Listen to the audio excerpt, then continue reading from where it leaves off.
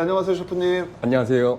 간단하게 자기소개 좀 부탁드릴게요. 안녕하세요. 저는 캐나다 토론토에서 156 컴벌랜드라는 레스토랑을 하고 있는 정유성이라고 합니다. 네, 반갑습니다. 반갑습니다. 캐나다에 언제 오셨죠? 저는 2014년 5월에 처음 캐나다에 오게 되었습니다. 캐나다에는 왜 오셨죠?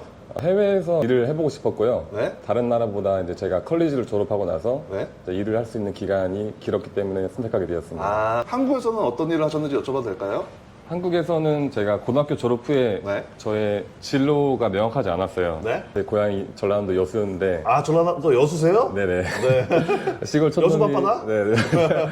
시골 촌놈이 막무가내로 서울로 가서 네. 이제 여러 가지 아르바이트를 했었던 것 같아요. 20살 때? 20살 때요. 네. 어떤 아르바이트를 했는지 여쭤봐도 될까요? 네, 뭐 여러 가지 했습니다. 수영장, 뭐 호프집, 수영장에서는 설마 수영 강사? 아니, 조그만 그냥- 팬티 입고? 그리고 치킨집 했었고 뭐 레스토랑 진짜 여러 가지 많이 했었습니다. 네네. 네, 그 중에서 이제 레스토랑에서 일했던 경험이 제가 해외에서 진짜 한번 배워보고 싶다라는 계기를 만들었었던 것 같아요. 2014년도에 캐나다 처음 오셔가지고 네. 식당 일을 그럼 하셨나요? 처음에 와서 이제 어학원을 다녔었고 이제 커리너리 스쿨 네. 커디널 스쿨 그게 뭐죠? 이제 외식 조리학과입니다. 조리학과, 네네. 그리고 이제 인턴을 시작하게 되었습니다. 졸업을 하고요? 네네.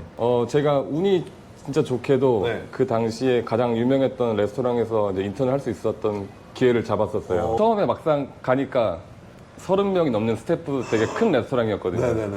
저 혼자 동양인이더라고요. 혼자 동양 사람? 혼자 동양 사람. 네. 그럼 그때는 이제 캐나다 온 지도 얼마 안 됐으니까 언어적인 좀 어려움도 있었을 것 같은데. 그렇죠. 네. 언어 안 됐었고, 뭐 기술 없었고, 제가 할 수 있는 게 그 상황에서 네. 제일 먼저 가서 네. 제일 늦게 끝나는 거였어요. 네. 제일 일찍 가서 제일 늦게 나오는 그렇습니다. 제가 했던 방법인데요. 몸빵이라고 하죠. 몸빵이죠. 네. 그렇게 몸빵 생활을 하다가 몸빵 생활 얼마나 하셨죠? 3개월 정도 했었습니다. 몸빵 3개월? 네. 네. 학교에서 이제 주어진 시간이 3개월이었었고 네. 일주일에 2, 3일 정도만 가서 하는 시스템이었는데 네. 매일같이 셰프님께 연락을 드렸었죠. 오늘 가도 되냐고. 이게 인턴십이었지만 무급이었다고. 무급 인턴십이었습니다. 일주일에 2번만 가면 되는데 셰프님한테 전화해서 매일 갔다는 말씀이시죠? 네, 거의 매일. 그 결과는 어떻게 됐죠? 그 결과는 스태프들이 저의 관심을 많이 가져주었고 네. 그리고 이제 마지막 날에 이제 셰프님께서 되게 네. 감동적인 편지와 함께 네. 이제 잡 오퍼를 해주셨죠. 정직원 작업. 정직원으로, 네. 그때 당시 포지션이 그럼 어떤?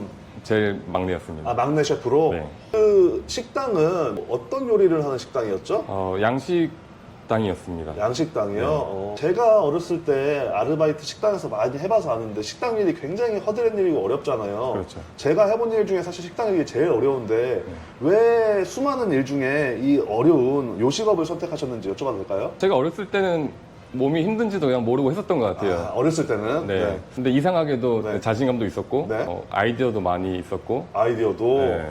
항상 이제 일이 끝나고 나서 이제 집에 퇴근길에 네. 그냥 그 꿈에 설레었었던 것 같아요. 제가 하고 싶었던 이제 비즈니스나 언젠가는 이 고통이 보답을 받는 날이 있겠구나. 그런 강한 확신이 있었습니다. 그 토론토에서 가장 유명한 양식당에서 얼마나 일을 하셨죠? 거기서 1년을 일을 했었고요. 제가 요식업을 하다 보니까 네.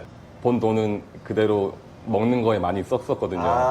조금 영감이나 음식에 대해서 배우기 위해서 다른 네네. 식당들을 많이 가시는구나. 네, 레스토랑이 한 군데가 있었는데 네. 너무 맛있게 먹고 와서 네. 집에서 이제 샤워를 하고 있는데 이 레스토랑에서 한번 어떻게 해서든지 일을 해봐야겠다. 뇌리에 딱 스쳤죠. 그 다음날 찾아갔습니다, 셰프님을. 그 식당에? 네네. 그 식당도 양식당이었나요? 양식당이었어요. 네. 그 결과는? 그 결과는 자리가 없습니다 했습니다. 자리가 없었어요. 그래서 자리- 어떻게 하셨어요? 그냥 포기하셨어요? 제가 그래서 무급이라도 좋으니 자리만 좀 만들어주세요 했었습니다. 아니 뭐 무급이 특기세요? 네, 그때까지 몸빵 생활을 좀 많이 했었습니다. 그때 나이가 어떻게 되셨어요? 26살, 7살 되었었던 것 같습니다. 그럼 거기서 일을 시작을 하게 되신 거네요? 네, 그렇게 되다가 이제 그 생활도 한 2개월이 넘었었는데 네. 이제 또 정직원이 될 수 있는 기회가 오더라고요. 거기서 또 몸빵 생활 열심히 네. 하니까 네. 또 정직원이 그 되셨어요? 기회가 오더라고요. 그럼 그 식당에서는 실제로 많이 배우셨나요? 거기서 엄청 많이 배웠습니다. 확실히 맛있는 집들은 뭐가 다른 게 있나요? MSG? 셰프님이 일하고 계신 식당에 대해서 네. 간단하게 좀 소개 좀 부탁드릴게요. 저희는 조금 생소하게 들리실 수도 있는데 네. 모던 한식이라는 주제로 제가 하고 있습니다. 모던 한식이요? 조금 네네. 쉽게 풀이해서 이야기하면 뭐 퓨전 한식이라고 얘기하면 그렇죠. 될까요? 네. 다문화 토론토 사람들에게 조금 더 한식을 좀 네. 거부감 없고 네. 재미있고 좀 더 다양하게 풀어가려고 노력하고 있습니다. 근데 제가 갑자기 궁금한 게 지금 한식을 요리를 하시는데 네. 지금 백그라운드가 보통 양식이잖아요. 양식. 한식당에서 일해본 적이 없으시죠? 없습니다. 근데 어떻게 이렇게 한식, 퓨전 한식을 하게 되셨는지.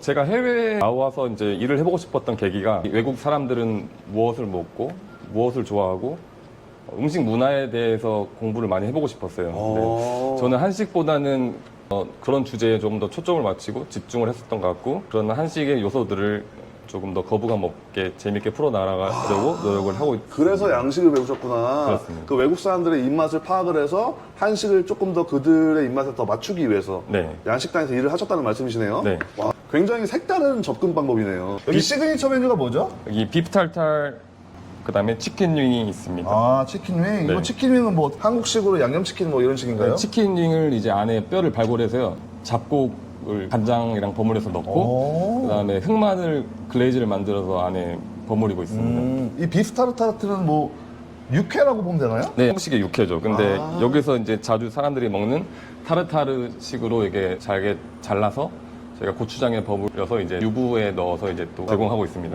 셰프님 여기 미슐랭이 있어요. 네네. 제가 듣기로는 캐나다에서 한식당 최초로 네네. 이 미슐랭 배지를 받은 걸로 알고 있는데 네. 맞나요? 제가 알기로는 그렇습니다. 이 미슐랭 배지를 받기 위해서는 어떤 과정을 거쳐야 하죠? 이제 1년 전에 이제 미슐랭에서 캐나다 최초로 이제 심사위원들이 온다고 들었었어요. 아, 캐나다예요? 네네. 저희가 그 당시에 저희 가게가 1년치 안 됐었을 텐데 네. 부족한 것도 많고 사실 기대를 안 했었죠. 발표 3개월 전에 아침에 일어나니까 이제 토론토 미슐랭 네. 옆에 스팸주의라는 이메일이 한 통 와 있더라고요. 스팸주의 이메일이요? 당연히 저희는 스팸인 줄 알고 네. 열어보지 않고 있다가 이제 네. 궁금해서 이제 들어가 보니 저희가 레코멘드 추천에 이제 가이드에 들어가게 되었습니다. 아, 홀이 이렇게 두 개가 있나 봐요. 여기 밑에가 있고 여기 위에가 있고. 네, 맞습니다. 그동안 뭐 어려운 점은 없으셨나요? 되게 많았습니다. 가장 힘들었던 시간은 가장 떠올린다면? 힘들었던 기억이 있다면 아무래도 코로나 시기였겠죠. 코로나 시기요. 네. 그러면 코로나 기간에 보통 이런 하이엔드 레스토랑들은 투고도 많이 안 해가잖아요. 그죠? 그렇죠. 매출이 하루에 어느 정도로 떨어진 거죠? 저희가 오픈하고 2개월 뒤에 네. 이제 코로나 때문에 문을 닫아야 되는 상황이 왔었어요. 네, 락다운 때요? 락다운 때죠. 네. 막막하더라고요. 이제 고정 비용도 만만치 않고 제가 듣기로는 여기 렌트비가 얼마나 그랬죠, 아까? 달에 2만 불입니다. 2만 불, 2천만 원.